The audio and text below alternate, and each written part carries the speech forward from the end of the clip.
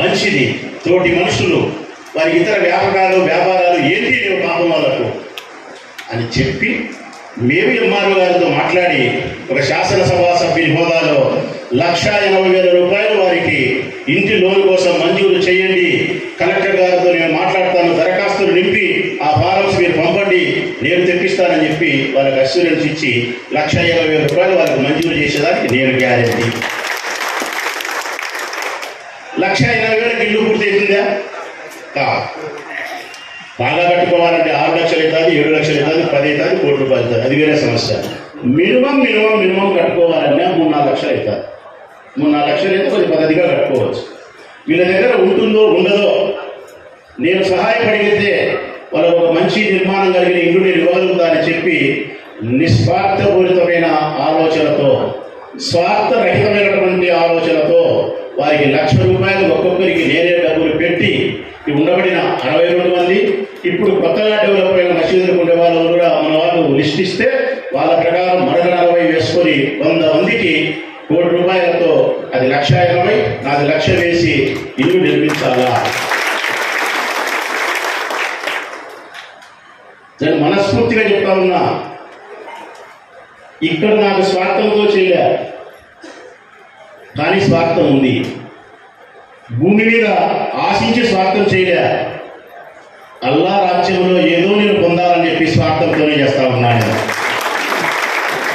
ఆయన కరుణ నేను పొందాలని చేస్తా ఉన్నా, ఆయన దయ నాపై ఉండాలని చేస్తా ఉన్నా, ఆయన చల్లని చూపులు నా వంశం పైన ప్రసరించాలని చెప్పి నేను ఆశిస్తా ఉన్నాను. అందుకే చేస్తా ఉన్నా. ఇదే నా స్వార్థం. ఇక్కడ ఆశించి కాదు, మీ నుంచి నేను ఓట్లు ఆశించి కాదు. ఓటు అనేది ఇప్పుడు మళ్ళీ చెప్తా ఉన్నాడు రాచమల్లు, సింహం లాంటి వాడు రాచమల్లు. ఓటు అనేది నాయకత్వ లక్షణాలతో అభ్యర్థిస్తా. ఎస్, ఈ ప్రజలు నియోజకవర్గాన్ని సమర్థవంతంగా పాలించగలిగిన శక్తి సామర్థ్యాలు, మిమ్మల్ని సంరక్షించగలిగిన శక్తి సామర్థ్యాలు, మౌలికమైన వసతులు మీకు అందించగలిగిన శక్తి, మిమ్మల్ని అభివృద్ధి పదవిలోకి తీసుకుపోగలిగినటువంటి చాతుర్యం మీ బిడ్డ రాచమల్లుకు ఉంటేనే నా నాయకత్వానికి ఓటేయండి. అది నాయకత్వం, ఇది మానవత్వం. అది మానవత్వం, దైవత్వం యొక్క ప్రసాదాన్ని రాజమల్లు అభ్యర్థిస్తా ఉన్నాను. ఇప్పుడు నేను చేస్తా ఉండేది కూడా అల్లా దయ కోసం, తోటి మనుషుల యొక్క సహాయాన్ని చేస్తే మంచిదని చెప్పి చేస్తా ఉన్నా. మరి ఇల్లు మేము కట్టిస్తా ఉన్నాం.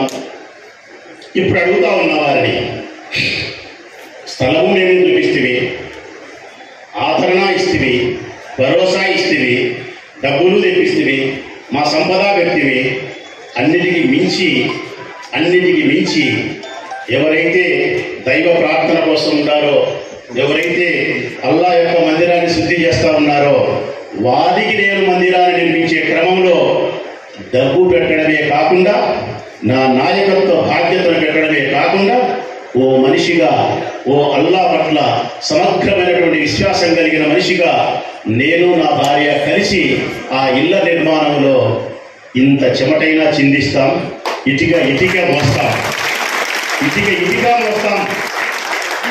డబ్బు పెట్టేదానికంటే శ్రమ చేయడమే గొప్పది.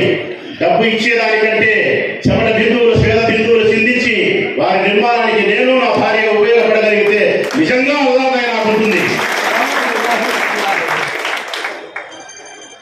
బాధ కలిగేది ఏంటంటే, మిమ్మల్ని చూస్తే కాదు నాకు బాధ కలిగేది, తెలుగుదేశం పార్టీకి సంబంధించిన ముస్లిం కమ్యూనిటీ నాయకులు అన్నగారులను చూస్తే నిజంగా నాకు బాధ అనిపిస్తూ ఉంది. నిజంగా ఏం బాధ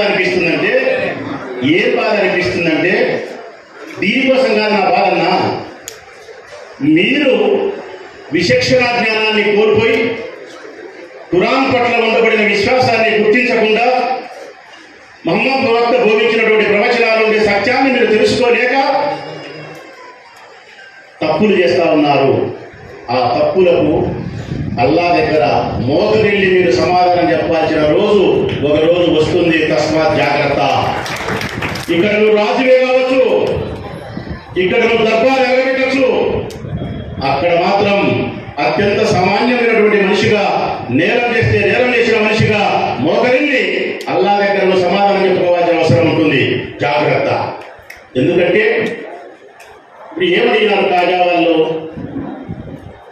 ముస్లిం సమాజానికి మేలు చేసినారు, మన కమ్యూనిటీకి మేలు చేసినప్పుడు మన కనీసమైనటువంటి మర్యాద సంస్కారము మేలు చేసిన వ్యక్తిని మనం ప్రశంసించడం అభినందించడం మంచిది. కాబట్టి మసీదులలో ఒక ప్రకటన చేయండి, అంతే కదా, ప్రకటన కదా, ఒక ప్రకటన చేయండి.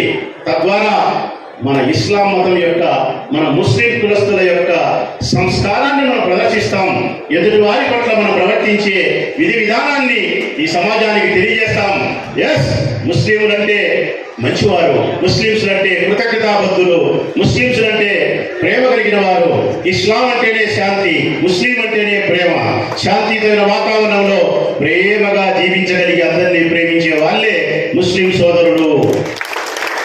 అందుకే కృతజ్ఞత చెప్పండి మనకు సహాయం చేసిన వారికి అని చెప్పి ఈ పిల్లలు కోరితే, మేము ప్రకటన ఇయ్యమంటే దాని వలన ఏమర్థం ఇస్తారని మీరు మంచి చేసిన వారిని అభినందించడానికి కూడా మేము ఇష్టపడలేదని చెప్పి మీరు కుసంస్కారాన్ని బయట పెట్టుకుంటే సమాజం ఆ పెద్ద మనుషులు ఏమనుకుంటుందని అర్థం పడటం లేదా? ఇంకొక మాట కూడా అడుగుతా ఉన్నా, ఇక్కడికి రాని కూడా ఆపినావు, బానే ఉంది. దేహాన్ని ఆపుతావు మిత్రమా, మనస్సును ఆపలేవు. దేహాన్ని ఆపగలుగుతావు, మనస్సును మాత్రం ఆపలేవు. ఆ మనసులో తప్పనిసరిగా ఎక్కడ కృతజ్ఞతాబద్ధులై ఉండాలనో ఉంటారు. అయినా నాకు తెలియక అడుగుతా ఒక మాట. రాజములు చేసినాడు, అసూయ పడినావు. ఒక చిన్న మాట మత గురువులకు కూడా అడుగుతా ఉన్నా. ఇలా అమాయకులు కాకపోతే ఈ పని అంతా చేసింది రాచమల్లు అనుకుంటున్నారా? ఇది రాచమల్లు శక్తి సామర్థ్యాలు అనుకుంటున్నారా? అమాయకులారా, అల్లా దయచేత, అల్లా ఆదేశిస్తే